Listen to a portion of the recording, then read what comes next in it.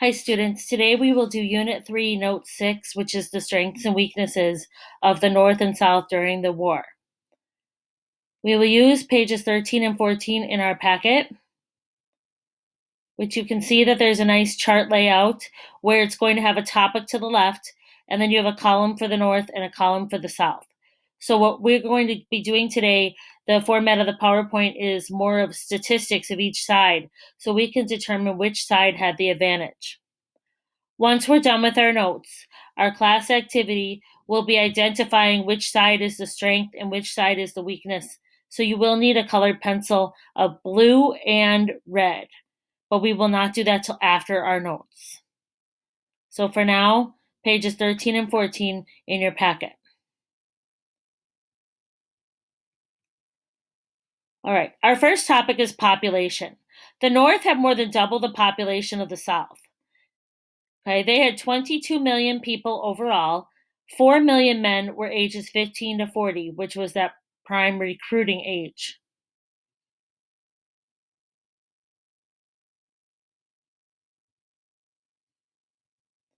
The South's population, they only had 9 million people overall, and 1.2 million were white men aged 15 to 40.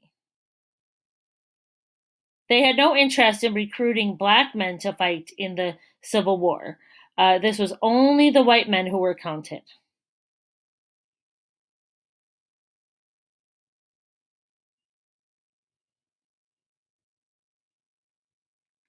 In the next box, we look at leadership.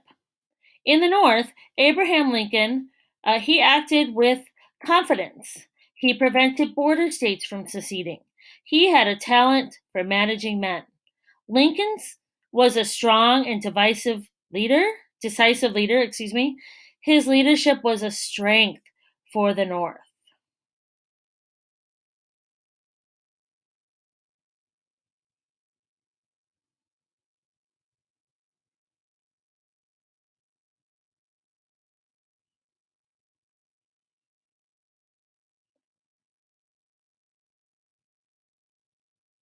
And when we look at leadership for the South and the Confederacy, we have Jefferson Davis. He did not have Lincoln's energy and authority, and he struggled to get the full support of all 11 states.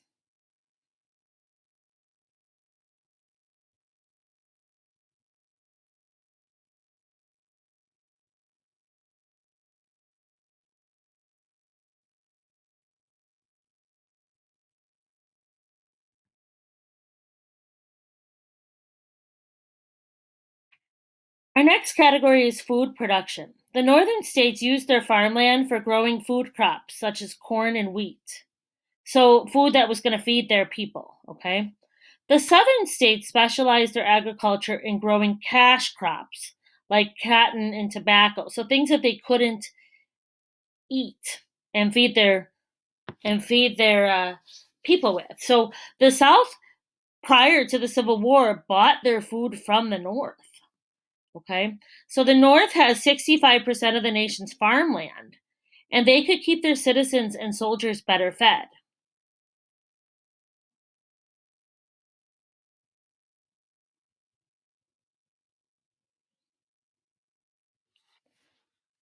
The South had only 35% of the nation's farmland.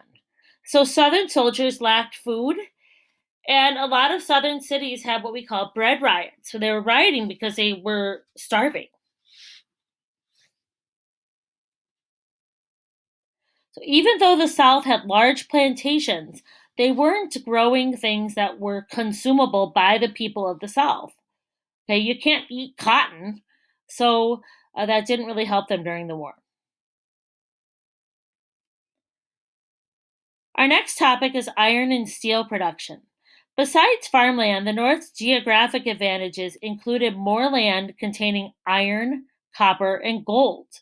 These minerals were not only valuable, but they provided for production of war supplies. Okay, the Union produced 93% of the nation's iron and steel. That sounds like they were way better equipped to create products that they needed to fight in the war. The Confederacy only produced 7% of the nation's iron and steel. So when we talk about supplies and weapons, the steel and iron production is going to come into factor huge.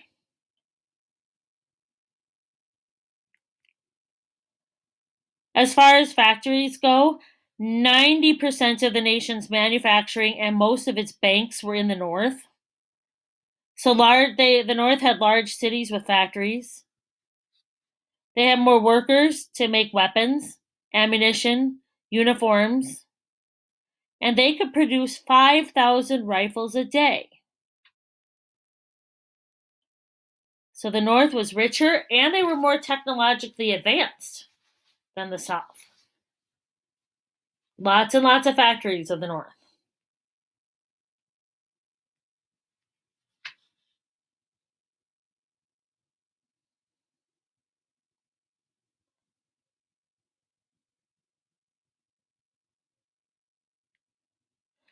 The Confederacy had few factories. They didn't have a whole lot of workers. Their soldiers lacked clothing and supplies, and they could only produce 300 rifles a day. So I would say the strength definitely went to the North on this one, too.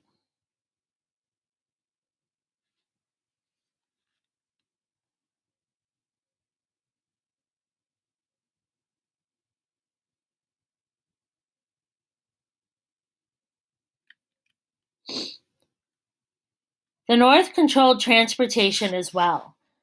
They had linked many major cities with over 21,000 miles of railroad tracks, allowing troops and supplies to be transported wherever they were needed. So, our miles of railroad, they had an elaborate railroad system in the North that could move soldiers and supplies wherever they were needed.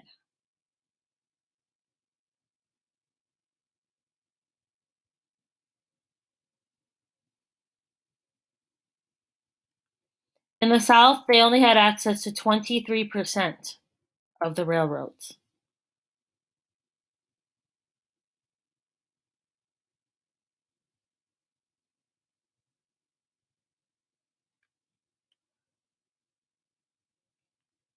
So, for the economy, the states in the Union had the majority of the nation's banks.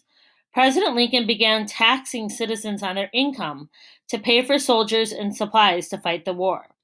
So, the North had a stronger banking system. They controlled 70% of the nation's wealth, and they used income tax to raise money. And the Civil War was the first time that income tax was ever used, where you get taxed on your paycheck, basically. And that's to provide that money to pay for the war initially. Now we use income tax to pay for a lot of different things.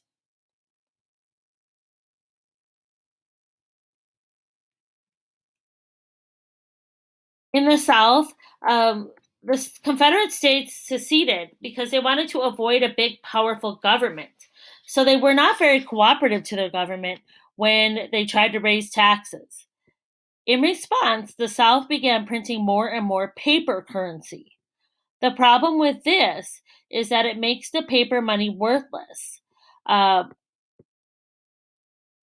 what that causes is high inflation. So, something that in the South, maybe, let's just say right now, okay, so say that you could buy a pack of gum for $1.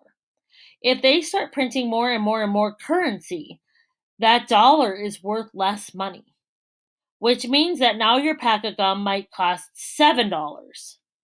Okay, so you don't want to make your money worthless by printing too much of it. The South controlled only 30% of the nation's economy, and some states resisted taxation because they did not want government to be involved or to have any power over them.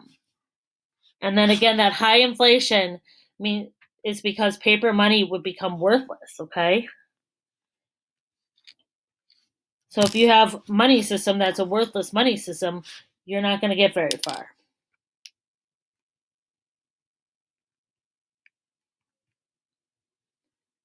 As far as the Navy, the Union had an established Navy. Okay. Uh, The whole United States Navy was under the authority and control of the Union.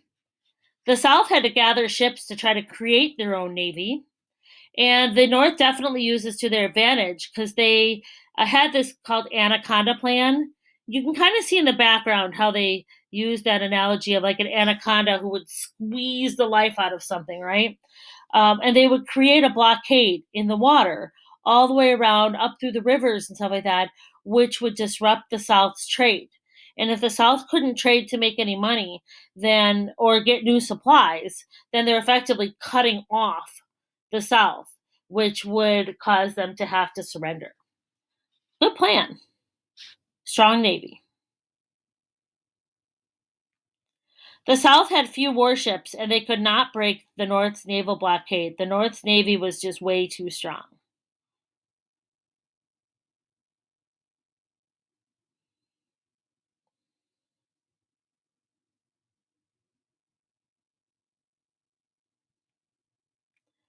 The North's biggest weakness was its military leadership. Most of the military's best officers were Southerners who chose to fight for the Confederacy. The Union Army had more soldiers, but they lacked training. So in the North, the Army did not have very many experienced officers because most of the soldiers were from the cities and they lacked training. Think about it. If you grew up in the cities and you had worked in factories and stuff like that, you don't have those survival skills or those things that living out in the country would do.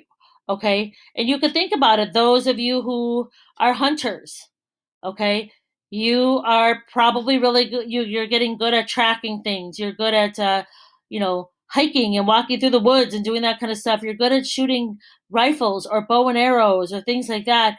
You have different skills than somebody who just works, in the city and doesn't get out to do any of that kind of stuff. So the South had the most skilled officers that joined the Confederate Army, and the Southern soldiers were better trained. They were familiar with riding horses, they were familiar with shooting guns. So they started off with some advantages that the North didn't have.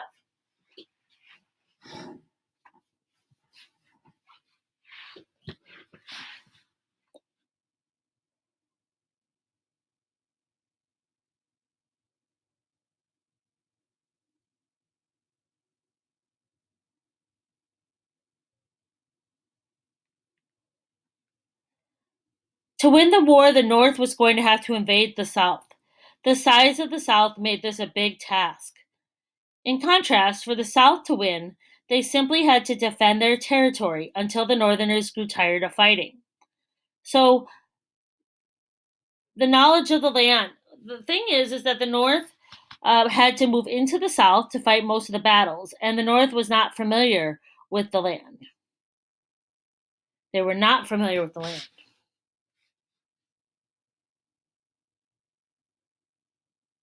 So, an advantage of the South is that they knew the land well and they were fighting to defend their homes.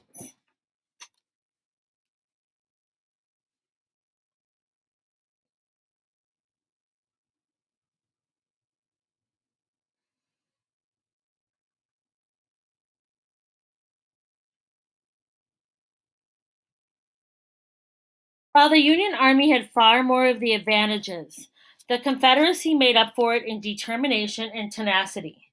The South was not going to give up easily, and the war that both sides thought would only last 3 months lasted for 4 long, violent years.